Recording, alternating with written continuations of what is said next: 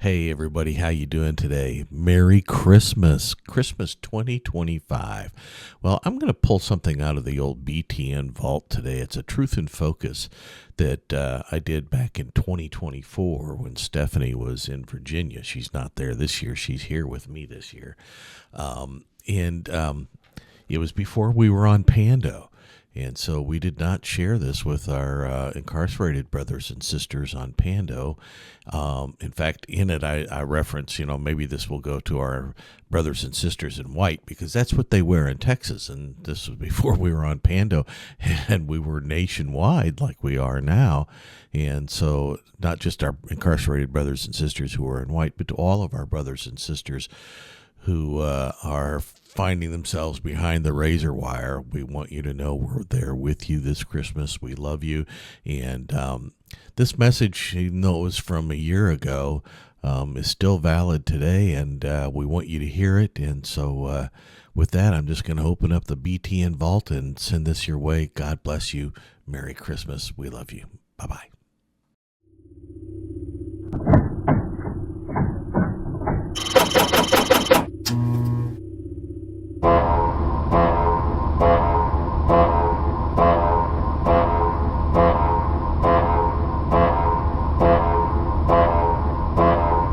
Hey everybody, it's Bill Everts with Less Than the Least Ministries. I'm alone today. Stephanie's in Virginia having a great Christmas with her kids and grandchildren. So I thought this would be the perfect time to do another Truth in Focus. And today we're going to take our message from Genesis and Matthew, and it's inspired by a message given by our own volunteer, Rodney Garrison, at the Duncan unit this last Saturday. We were there, and he gave a very inspired message, and I wanted to pass along that message and add a little bit of my own. So let's do this now. Truth in Focus.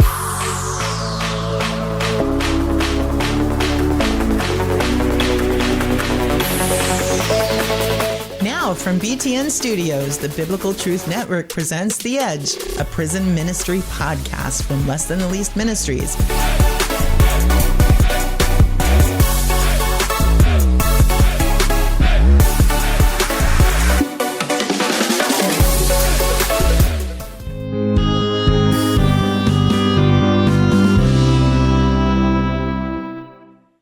All right. So first of all, it's that time of year, and I just can't go this morning without telling you what a wonderful season this is. And I want to wish you all a very Merry Christmas and a Happy New Year from all of us here at Less Than the Least Ministries. And thank you for being a supporter of ours, and we hope that you'll enjoy this message. If you do, like, share, subscribe, follow us on Rumble. We appreciate all of your support. Okay, that said, today's message, like I said, was inspired by Rodney Garrison. He gave this message called Where Are You? A Love Story at the Duncan unit, and he based it on Genesis. And just a short little reminder, in Genesis, of course, God created everything. And on the fifth day, after he had created everything, he saw that it was good. And it was interesting that he waited until he had everything created and saw that it was good. The conditions were perfect. And then he created man and he put him in the garden. And then he saw that it wasn't good for man to be alone. So he gave him the woman. He created the woman out of the man's rib. And they were in the garden. And God gave man a job of tending the garden and naming all of the animals. And life was wonderful. And then along comes the serpent. And the serpent beguiles the woman and the man into eating of the tree that they were forbidden to eat from, the tree of the knowledge of good and evil. And then they fell. They saw that they were naked and they hid from God. And God asked the very first question that God asks in the New Testament is in Genesis chapter 3, verse 9. And God says, "Where are you?" God didn't ask, "Where are you?" because he really didn't know where they were. It kind of reminds me of when I would do something wrong and my dad would say, "What did you do?" Now, my dad didn't ask, "What did you do?" because he had no idea what I did, or because he had no idea that what happened was something that I did. He asked it to make me think about what I did. And that, as Rodney said, is the main reason that God asks, where are you? Is not because he didn't know where the man and the woman were, but because he wanted them to realize where they were and how they were separated from him.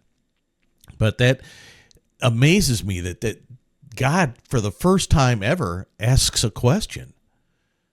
He says, where are you? And I have to wonder, how many times has God wondered that about me? Where are you?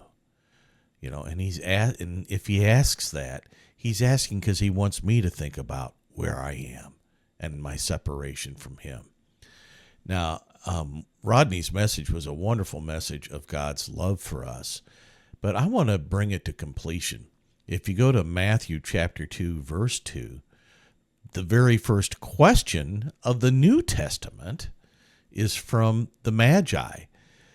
They saw the star and they followed it to the east, and the question that they ask is, where is he who is born King of the Jews?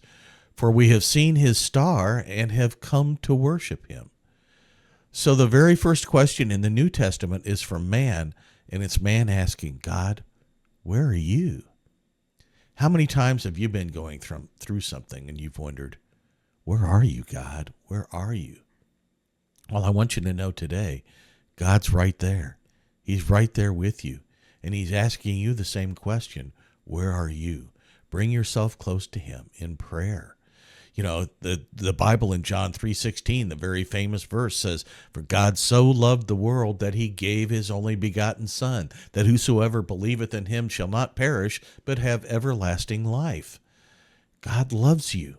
In Romans, it says, God showed his love for us in this, that Christ died for, while we were yet sinners, Christ died for us while we were yet sinners. God loves you. And he wants you to know he's looking for you. That's the story of the Bible. It's the greatest love story ever. The story of God saying, where are you? And man saying, where are you? Reaching out to each other. Well, this is the season where we get to celebrate God coming to earth, coming to you in the form of a baby. And so because of that, I really can't say it enough. We here at Less Than the Least Ministries want to wish you a very Merry Christmas and a Happy New Year. And remember, God loves you, and he's there, right there with you. That's where he is. But where are you? God bless. Happy New Year.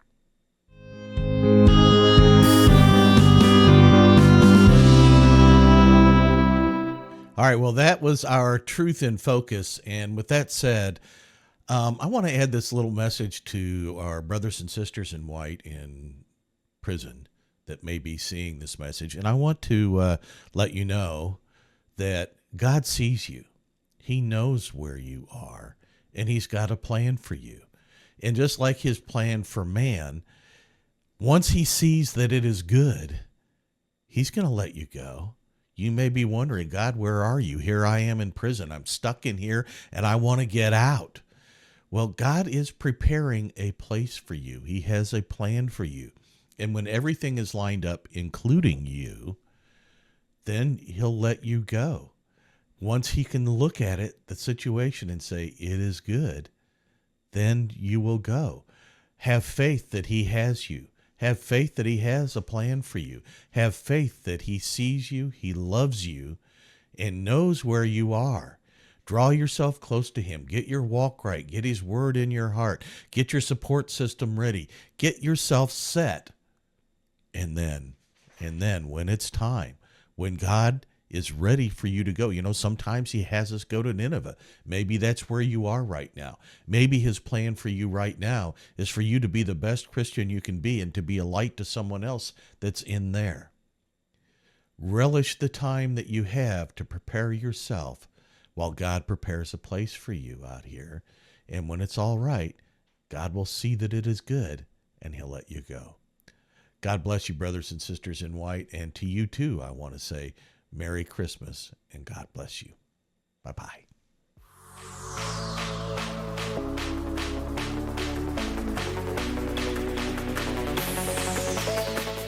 Hi, thanks for joining us today on The Edge, a Less Than the Least Ministries podcast.